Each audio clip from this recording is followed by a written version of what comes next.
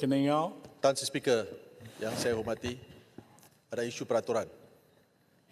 Saya bangun kerana tunggu Tan Sri Speaker untuk mempengerusikan mesyuarat dan saya lihat ahli Parlimen Pasir Putih pun ada di sini. Pada Peraturan mesyuarat berapa itu? peraturan 36/12, mana-mana ahli yang mengeluarkan kenyataan yang mengelirukan Dewan adalah disifatkan menghina majlis. Kedua, kenyataan-kenyataan di mana seseorang ahli tidak boleh mengeluarkan sangkaan jahat ke atas siapa ahli-ahli lain. Pada 28 hari bulan Oktober minggu lalu, ketika Yang Berhormat Pasir Putih membahaskan belanjawan, beliau telah membuat beberapa pertuduhan terhadap Yang Berhormat Bukit Gantang nombor 1 berkenaan dengan isu kontrak syarikat Komatra Sajian Sdn Bhd nombor 1. Kenyataan itu juga dihalakan kepada Yang Amat Berhormat Perdana Menteri dan yang paling mengguris hati saya, kenyataan itu juga dihalakan kepada Tan Sri Speaker. Sebab itu saya bangun.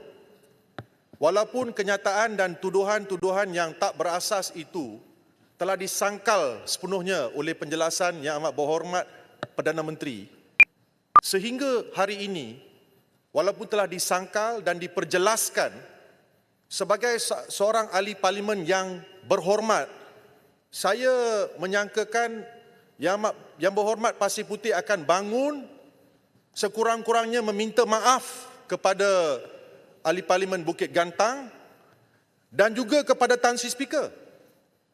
Kerana dalam perbahasan beliau merujuk kepada mesej WhatsApp, bukan saja membuat tuduhan terhadap ahli parlimen Bukit Gantang, tetapi juga kepada Tan Sri Speaker sendiri.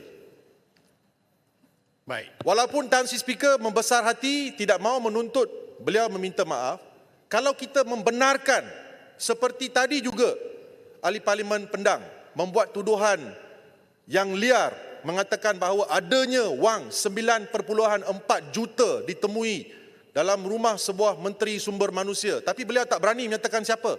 Adakah kita nak membenarkan ahli-ahli Parlimen Perikatan Nasional, terutama daripada PAS, menggunakan kekebalan Dewan, datang membuat tuduhan-tuduhan liar, tetapi bila dicabar, langsung lari, bertemperan lari sembunyi dan tak ada kehormatan sebagai ahli parlimen meminta maaf. Jadi saya menuntut Tan Sri Speaker, to make a long story short, beliau bangun, kalau betul-betul Yang Berhormat meminta maaf kepada Tan Sri Speaker dan Yang Berhormat Bukit Gantang. If you are a gentleman, Pasir Putih, bangun. Baik. Encik Bendera, Jelutong, sorry. Jelutong kodkan kes itu berlaku 28 bulan. Hari ini 4 bulan itu. Jadi saya tidak boleh membenarkan apa-apa yang berlaku dalam beberapa hari yang lalu untuk dibincangkan hari ini. Namun pun begitu, Jelutong masih lagi mempunyai hak, iaitu dengan mengungkapkan satu usul kepada saya, menulis kepada saya untuk merujuk Pasir Putih, kalau sekiranya ada kes, kita akan buat siasatan. Sebab tidak fair, it's not fair. Because kejadian itu telah berlaku beberapa hari dan sekarang pun dibangkitkan. Jadi saya nak menjelaskan peraturan mesyuarat, kalau ada apa-apa yang dirasakan oleh Yang Berhormat tidak betul atau ada berlaku pelanggaran, bangun waktu itu. Kerana selepas kejadian maka tidak ada peraturan yang mengatakan boleh kita ulang, dan kalau ini tidak selesai. Sebab itu carangan saya, Yang Berhormat tulis kepada saya akan lihat balik answer dan lepas itu kita start daripada situ. Okey? Terima kasih Jelutong. Terima kasih Tan Sri Speaker. Baik. Terusnya saya jemput Speaker. Sekejap. Tak. Saya tak berpanjang dah. Ya. Saya minta kalau Jelutong rasakan nak tulis.